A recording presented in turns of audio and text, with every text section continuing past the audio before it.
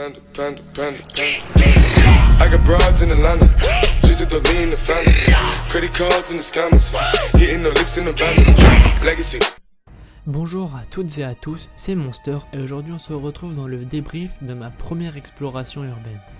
Avant de commencer ce débrief, je vous remercie énormément car ce premier épisode a fait pas mal de vues et j'ai eu de nombreux retours, que ce soit en message privé, sur les réseaux sociaux ou bien en IRL.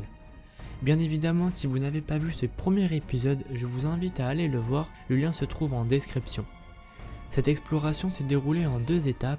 Premièrement, j'y suis allé avec un pote pour simplement effectuer un repérage et trouver une éventuelle entrée. Le plus difficile, c'était la discrétion.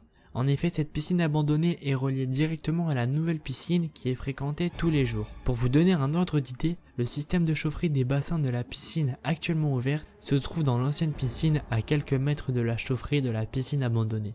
Lors de mon repérage, je voulais entrer à l'intérieur du bâtiment, mais j'avais entendu des bruits de pas une fois rentré.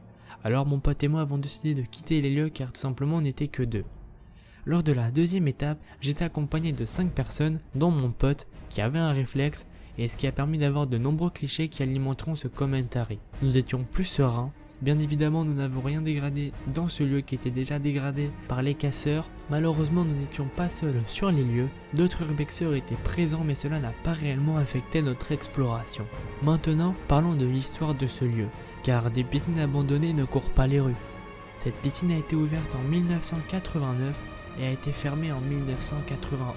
Elle a donc été en fonction pendant 2 ans à peine. Cette piscine a malheureusement été construite avec une trop grande ambition, des places d'entrée trop coûteuses, puis notamment son emplacement, elle était trop éloignée du centre-ville. De plus, une personne s'est malheureusement noyée dans un des jacuzzis de cette piscine. Dans les années 90, le système des jacuzzis était différent de ceux du 21e siècle. En effet, c'était des tuyaux qui étaient placés au fond du bassin qui devaient aspirer de l'eau puis la rejeter. Et cela créait les bulles du jacuzzi. Ce système étant trop puissant quand l'eau fut aspirée, entraîna malheureusement les nageurs au fond du bassin. Et voilà ce qui arrivait dans cette piscine. L'attraction était tellement forte qu'une personne fut entraînée au fond du bassin et elle est malheureusement décédée.